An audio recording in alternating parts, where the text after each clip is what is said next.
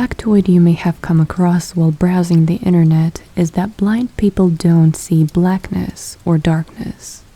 We see nothing. If you're sighted, you don't see darkness behind you. You just don't see anything at all. That's what it's like for me. I've been completely blind since birth, and vision's always been a very foreign, abstract concept to me. I've never known light or darkness. But that changed when I volunteered to be a test subject for a project named Erebus. I received a phone call last November from someone claiming to work for a private research firm called Nosleep Laboratories, saying they had gotten my information from the NHS. They were looking for subjects with varying degrees of visual impairment to test something they called a luminescence chamber, and wanted to know if I could come in for an in-person assessment. They were willing to pay me £50 just to come in, and another £1,000 for the testing if I qualified. I had my brother help me research them to make sure it wasn't a scam, and we came to the conclusion that it was a small but legitimate operation.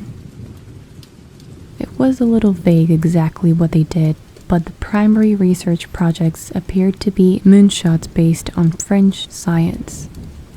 That was admittedly a bit of a red flag, but it didn't make the prospect of £1,000 any less tempting. I figured just going in for an assessment couldn't hurt.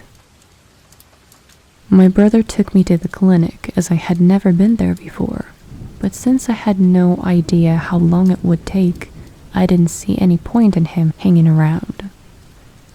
I assured him I'd be fine on my own and I would call him when I was ready.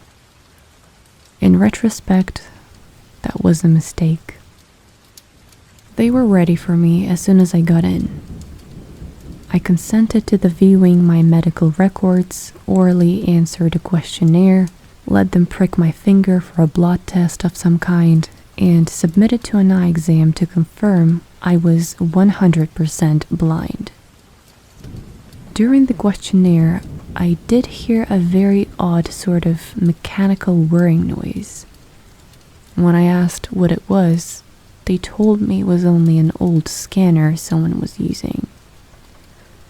At the time, I just assumed they meant a document scanner. After all of that, I was given a one-on-one interview with a woman who introduced herself as Mrs. Noir. I stifled a chuckle at what I assumed to be a very obvious pseudonym given her company's name and its mysterious nature. But I suppose there are people named Noir, so maybe it was just a happy coincidence. I've finished going over all of your information and test results, and I think you'd make an excellent test subject for Project Erebus, she said as I heard the creak of expensive leather upholstery from her sitting down in her office chair.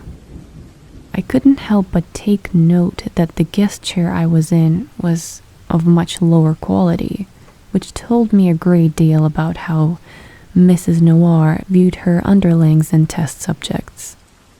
She smelled strongly of cashmere, so I presumed she was also well dressed, along with smelling fastidiously and immaculately clean. Her voice was fairly young, mid to late 20s, and she spoke in a properly aristocratic King's English accent. I suspected she was a posh little trust fund baby who had used her familial wealth to finance this peculiar startup of hers. I assume you have some questions before you agree? I heard her say, and I realized I had zoned out while she was still speaking. Well, I'm still not really sure what the project even is, I replied, nervously fidgeting with my folded cane. A luminescence chamber just sounds like a fancy name for a dark room. Have you ever heard of anechoic chambers, Marissa? She asked me over the sound of her fingers softly tapping on a touchscreen. They are the most soundproofed spaces in existence, the quietest places in the world. They are so quiet you can hear your own organs move. Most people find the experience quite unnerving, and I can't stand to be in one for more than an hour. Electromagnetic anechoic chambers exist as well, but they don't have the same psychological impacts as the acoustic ones do. Our aluminous chamber doesn't just block all light, doesn't just absorb all light, but is literally a space where light cannot exist. Photons are still created and survive long enough to enable chemical bonds between atoms and molecules, but are obliterated so quickly that if you shined a torch right into someone's eyes, it would never even reach their retina. Obliterated? By what? I asked curiously. Have you ever heard of luminescence ether? She asked in reply, taking a sip of what smelled like saffron tea, and never asking me if I would like some. Yeah, I think so. It's a discredited theory about light existing solely as a wave in an otherwise undetectable medium, right? I said uncertainly. Discredited isn't the term I'd use. Scientific theories are never fully proven or disproven beyond dispute. They are merely adjusted to accommodate new evidence, she said with authority, her teacup clanking against the saucer as she put it down. Oh yes, of course, I smiled weakly, wondering what kind of pseudoscientific nutter I'd gotten myself involved with. So you're saying that your aluminous chamber works by modifying luminescence ether as that light can exist inside of it? That is the gist of it, yes, she answered, her chair creaking again as she leaned back in it. As a result, it's the darkest place in the universe. Do you know that the human body is luminescent in the infrared spectrum? That means no matter where a person goes, they always have light with them, even if they can't see it. But just as the silence of an anechoic chamber makes previously inaudible sounds quite noticeable, we've found that the absence of any ambient light at all allows for the emergence of some rather novel phenomena that have hitherto gone unobserved. What kind of phenomena? I asked, suddenly concerned.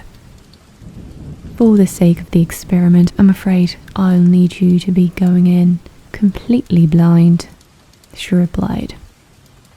I waited for a beat for her to say no pun intended or no offense, but she said nothing. Well, am I going to be in any sort of danger? I asked. Not physically, no, she assured me. Psychologically, though, it's a bit unclear. All of our other subjects, all cited, found the absolute darkness extremely disquieting and were unable to tolerate it for more than a few moments. You, though, you can't see darkness. You see nothing, and we'd like to know what effects, if any, our chamber has on you. And I'm not going to be exposed to any kind of dangerous radiation or chemicals or anything like that. It's just aluminous ether? I asked, hoping I wasn't coming across as too incredulous. Yes, it's completely harmless, she promised. All you have to do is to sit in a dark room for as long as you can, and you will walk away with £1,000 richer. I pondered my options for a minute. It would obviously be the quickest, easiest £1,000 I had ever made. But what if it was dangerous? There was no such thing as luminiferous either, so Mrs. Noir clearly had one or two screws loose. Whatever the luminiferous chamber actually did could very well be dangerous, but then again, it might not be doing anything at all. She did say that there had been other test subjects, and unless she was blatantly lying about that, then surely one of them would have notified the authorities had they suffered serious harm, or their next of kin would have if they had died. Right then, so where do I sign? She slid me a waiver and non-disclosure agreement, in Braille and non-Braille versions, and after reading them I signed and initialed wherever she pointed my hand. I've been told I have a doctor's handwriting, but just making a mark is good enough for legal reasons. Once the legalities were out of the way, she led me down the hall and to Project Erebus Luminiferous Chamber. I was walked straight into it and told to sit down upon a chair, without being provided any description of the device itself. I kinda collocated a little bit though, and I got the impression that the chamber was round, maybe a couple of meters in diameter, with a very hard and smooth shell. Once I was in place, Miss Noir slid the door shut, and it sealed with a distinct hiss. That made me a little nervous, since it led me to believe the chamber was outright, but otherwise I didn't notice any change. I had assumed that it would be a sensory deprivation chamber of some sort, but I could still hear muffled movement on the other side.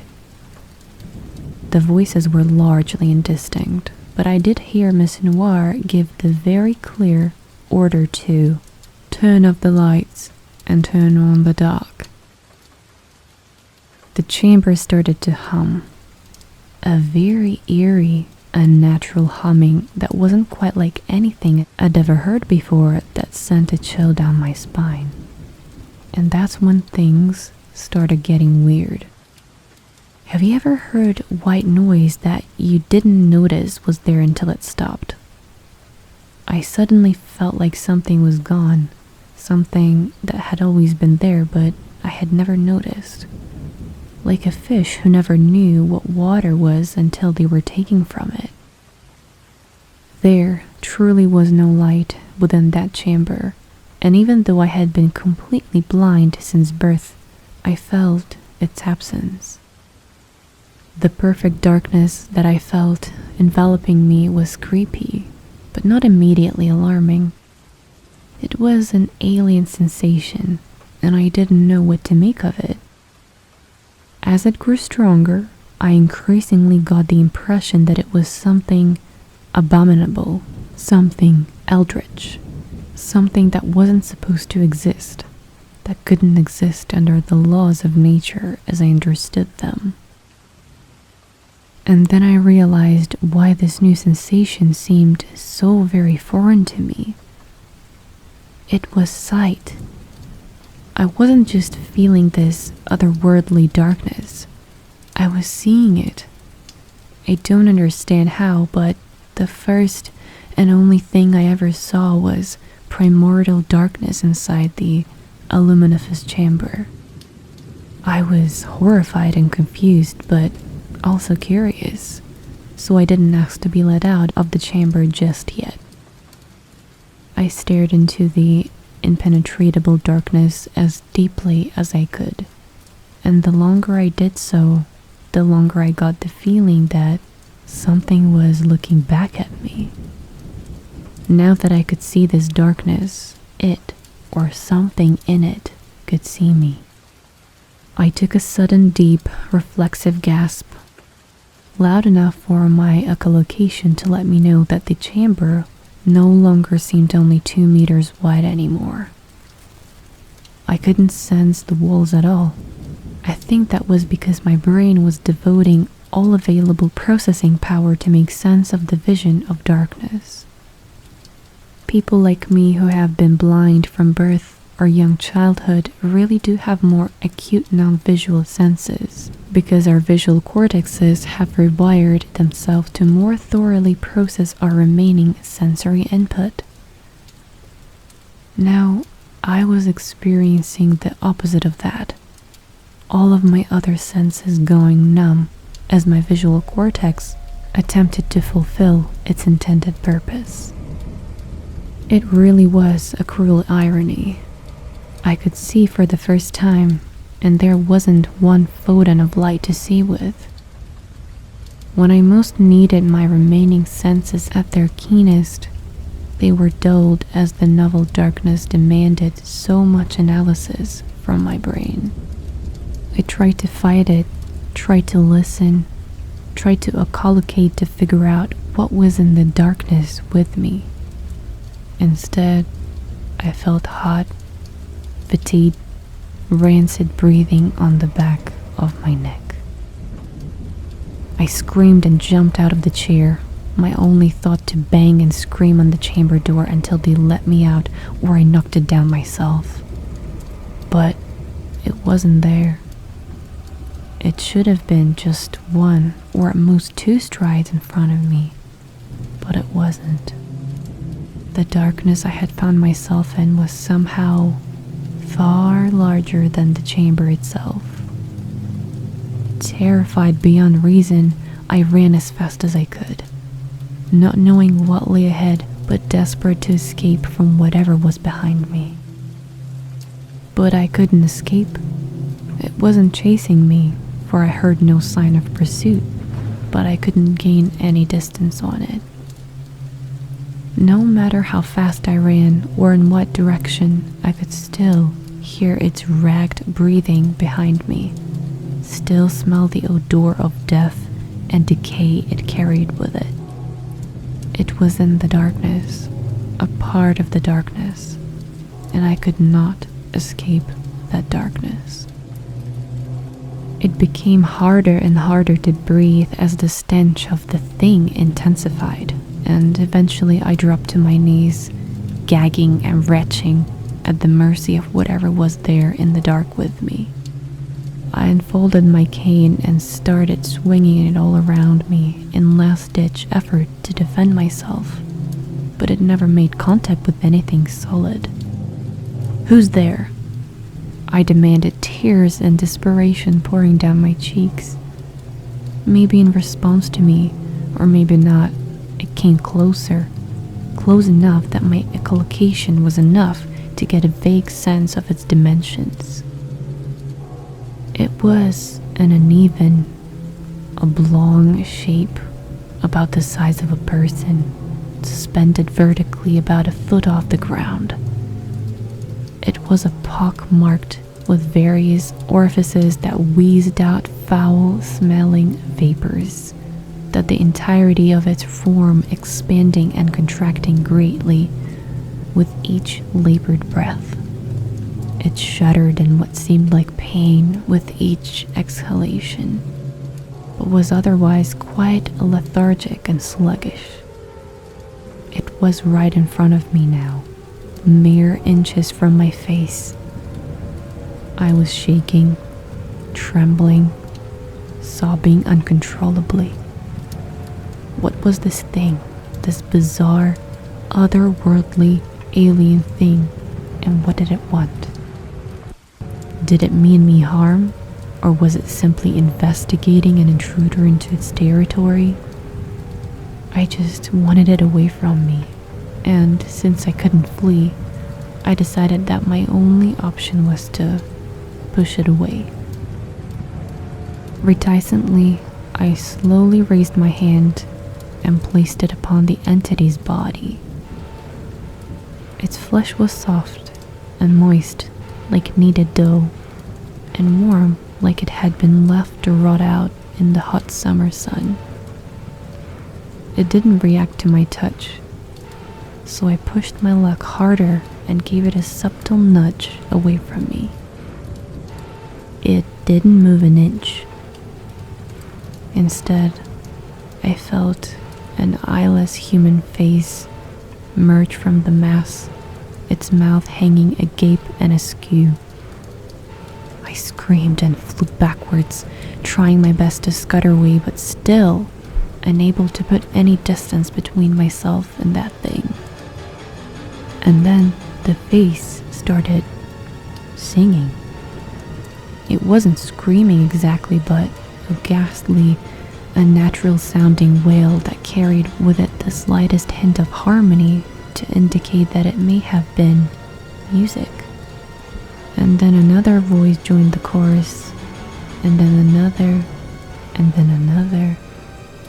It sounded like the creature was forming new faces all over its body, every one of them singing their soul-shattering hymn. More voices came from behind me, another one of the creatures emerging from the darkness, already with a multiple of faces to join in the choir. At least 3 more drifted in from the sides, and I was completely surrounded now.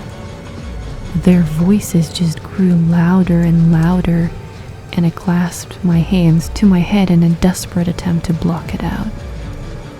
They're going to deafen me, I thought. No, please, God, no. I can't be blind and deaf. Please, no. Helplessly, I laid in the darkness, enduring the acoustic assault of the strange monstrosities that had accosted me, with no means or hope of escape. Mercifully, it seemed that the technicians attending to the experiment were neither ignorant of nor pathetic to my plight. In an instant, the singing stopped, and the darkness was replaced by the complete absence of sight that I had known all my life. My ears were still ringing from the ghoulish music, so I didn't hear the door open, and I barely heard the lab assistants as they tried to console me and help me to my feet. What I did hear was that the same mechanical whirring I heard earlier, this time accompanied by a bunch of excited jargon that meant nothing to me. They were scanning me and had scanned me earlier, and they were perfectly fine with doing it without asking or telling me. It made me wonder if I hadn't just escaped from one den of monsters to another. A little over half an hour and a quick debriefing later, I was back in Mrs. Noir's office. My hearing was back to normal, but I was badly shaken. I didn't fully understand what I had just experienced. I still don't. I heard Mrs. Noir walk in and smelt that she had a mug of steaming hot chocolate with her. This time, though, she put it down directly in front of me. That's from my personal stash. You won't find that in any shop you will ever set foot in. On the house, she said, a soft hint of sympathy in her voice as she sat in her chair. What the fuck just happened? I demanded. Marissa, I think I owe you an apology, she sighed. I thought that since you were blind, the effect would be negligible, even non-existent. It seemed it actually affected you more severely than our sighted subjects, likely because you didn't have the luxury of confusing the darkness you were seeing with something mundane. But how could I see anything? What the hell was in there with me? I demanded. The darkness, the pure, the true darkness created within the luminous chamber is primordial, so fundamental that any conscious entity can perceive it, with or without visual sensory organs, she claimed dubiously. As for what was in there with you, that's a tad more speculative at this point.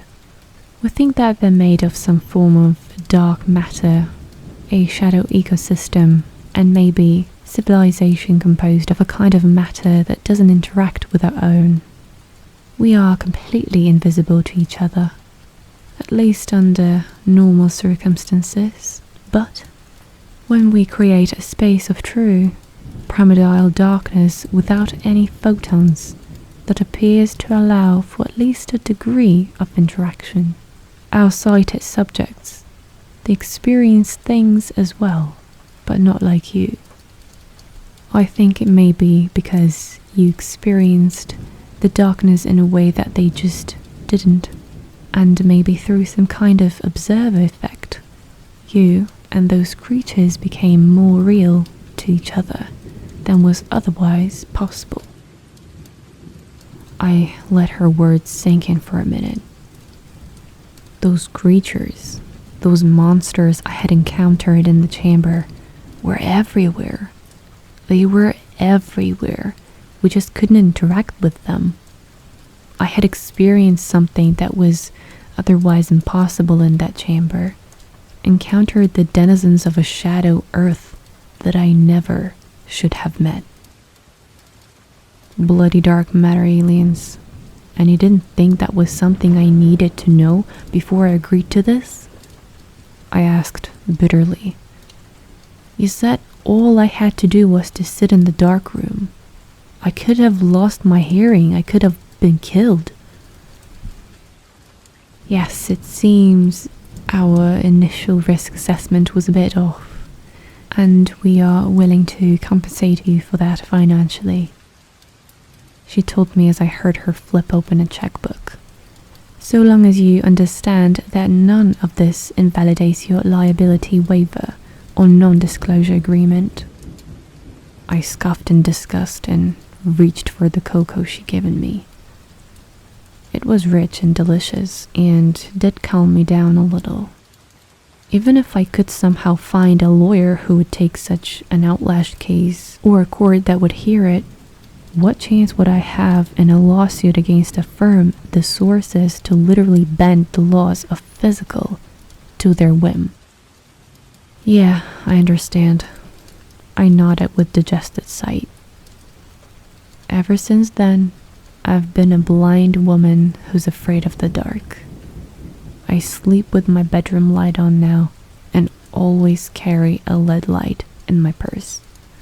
Because if I'm in the dark too long, I start to feel that same warm, fatigued breathing on the back of my neck. I think Miss Noir was right about there being some kind of observer effect involved in this. The shadow creatures, and I know about each other now, and we can't unknow each other. This anchors us in each other's realities just enough that we no longer need perfect darkness to interact. Just regular darkness is enough for us to start to faintly perceive one another. Maybe they don't actually mean me any harm. Maybe they are as afraid of me as I am of them. But I don't think so. Maybe it is just because they are so strange, but I can't think of them of anything other than monsters. I suppose that one day, when the lights finally do go out, I'll find out for sure.